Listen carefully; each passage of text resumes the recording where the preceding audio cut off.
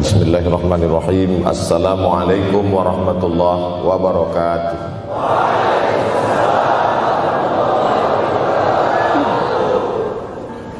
Alhamdulillahi wa kafa, wassalatu wassalamu ala al-habibil mustafa wa ala alihi wa ashabihi ahli tuqa wal wafa. Subhanaka la ilma lana illa ma 'allamtana innaka antal alimul hakim. Rabbi shrah li sadri wa yassir li amri wahlul 'uqdatam min lisani yafqahu qawli. Yang sama-sama kita hormati bapak-bapak wakil rektor, tidak dapat saya sebutkan satu persatu, ketua takmir masjid, hadirin hadirat jamaah fardu subuh, bil khusus adik-adik mahasiswa mahasiswi, insyaallah kita semua dimuliakan Allah Subhanahu wa taala. Man shallas subha fi jama'atin, siapa yang salat subuh berjamaah, faka'annama shallal laila kullah, dapat pahala seperti salat sepanjang malam. Berarti kita sudah salat sepanjang malam, tapi tetap besok malam tahajud. Jangan karena sudah sholat subuh berjamaah lalu tidak lagi tahajud, apalagi yang memang tak pernah tahajud, dan ini dijadikan alasan besok kalau ada orang membangunkan dia, bangun sholat tahajud. Man shallas subha fi jama'ati faka'annama shallal laila kullah.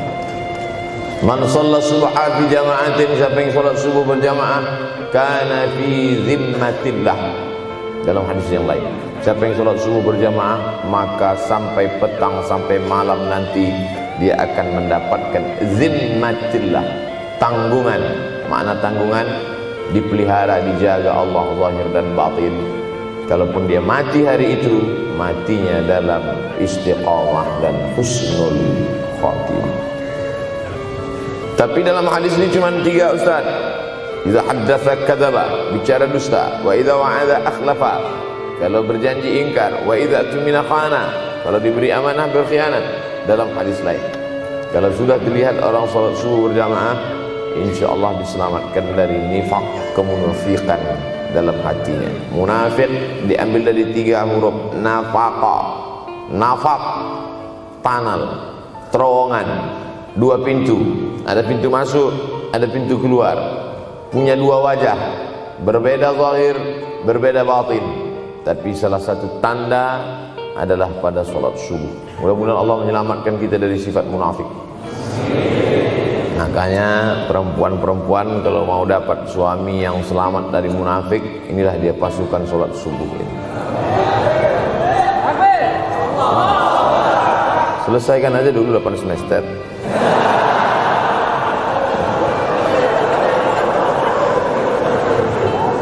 Imam Abu Ja'far Al-Barzanji menulis dalam syairnya, walamma tamma min hamlihi, ketika sempurna hamil Aminah, syahrani 2 bulan, ala ashhuril aqwalil marwiyah, menurut riwayat yang masyhur, tufiya bil madinatil munawwarati abuhu Abdullah, meninggallah abuhu, bapaknya, bapak Nabi Muhammad SAW, Abdullah bin Abdul Muttalib bin Hashim bin Abdi Manaf bin Qusay, di kota Al-Madinah Al-Munawwarah. Ketika itu usia Nabi 2 bulan dalam kandungan. Setelah itu Nabi SAW pun lahir, dibesarkan dalam peluk cium kasih sayang Aminah. Lalu kemudian pada usia lebih kurang 4 tahun dibawa lagi ziarah ke makam ayahnya. Dan dalam perjalanan pulang dari ziarah itu meninggal pula Aminah. Apa pelajaran yang ingin diambil dari kematian ayah dan ibu Nabi ini? Banyak analisa sesuai dengan ilmu orang masing-masing. Bagi psikolog yang katanya pengaruh akal manusia itu dipengaruhi 4, maka kata mereka manusia ini berpikir itu dipengaruhi oleh pertama ayah, yang kedua ibu, yang ketiga bacaan, yang keempat lingkungan. Maka Allah ingin membersihkan Nabi Muhammad sallallahu alaihi wasallam dari 4 ini. Apakah akal Nabi Muhammad itu dipengaruhi oleh ayahnya? Tidak, karena dia tidak sempat bertemu. Apakah Nabi Muhammad SAW itu akalnya dipengaruhi oleh ibunya? Tidak, karena 4 tahun sudah meninggal dunia. Apakah Nabi Muhammad SAW itu dipengaruhi oleh bacaannya? Tidak, karena Nabi tidak bisa membaca. Walladzi ba'atsa fil ummiyina rasulan minhum. Allah yang mengutus dia kepada umat yang ummi, la yaktub wa la yaqra, tak menulis dan tidak membaca. Minhum, dan dia bagian dari mereka, dia juga tidak bisa tulis baca. Apakah Nabi Muhammad SAW itu dipengaruhi oleh lingkungannya? Tidak, karena di lingkungannya zina begitu bebas, tipu muslihat, dan dia tetap dengan jati dirinya bergelar Al-Amin, orang yang paling amanah menurut para psikolog. Tapi ada analisa lain.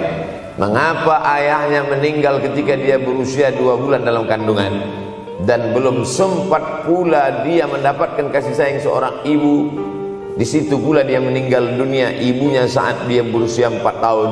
Maka salah satu analisanya adalah Allah ingin menjaga Nabi Muhammad SAW tidak sempat durhaka pada ayah dan ibunya, karena orang yang durhaka tak layak menjadi Rasul utusan Allah Subhanahu wa ta'ala. Makanya sehebat-hebatnya bapak Nabi Ibrahim bernama Azar. Apa kata Azar?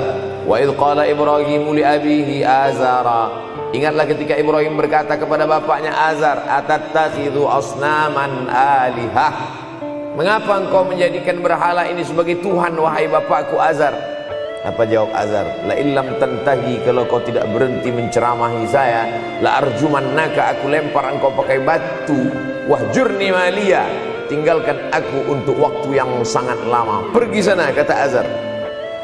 Apa jawab Nabi Ibrahim alaihissalam?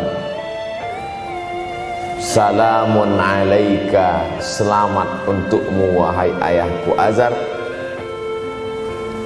Aku akan memohonkan astaghfirulaka rabbi, memohonkan ampun kepada Allah dosa-dosamu supaya diampunkan Allah. Innahu kana bi hafiyya, sesungguhnya Allah amat sangat sayang dan mengabulkan doa-doa. Nabi Ibrahim sempat bertemu dan tidak melawan. Tapi Nabi Muhammad SAW beda dengan Nabi Ibrahim. Allah buat Ibrahim tidak melawan, tapi ayahnya menjadi durhaka kepada anak. Sedangkan Nabi Muhammad SAW dua-dua dan dijaga Allah Subhanahu wa ta'ala. Nabi Muhammad dijaga sehingga tidak sempat durhaka kepada Abdullah dan Aminah, dan Allah pula menjaga Abdullah, menjaga Aminah, sehingga tidak sempat menyakiti manusia yang paling mulia, Nabi besar Muhammad sallallahu alaihi wasallam.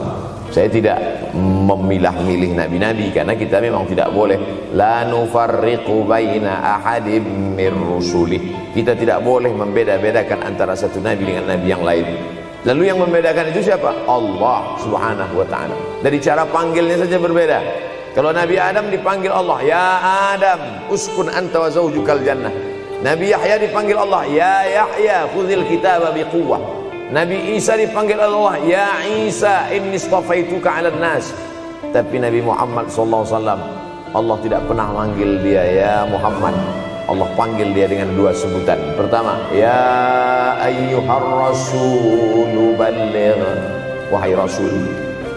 Dalam panggilannya yang lain, ya ayyuhan nabiyyu jahidil kuffar.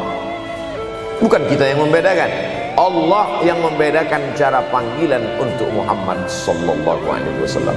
Begitu juga dengan berdoa.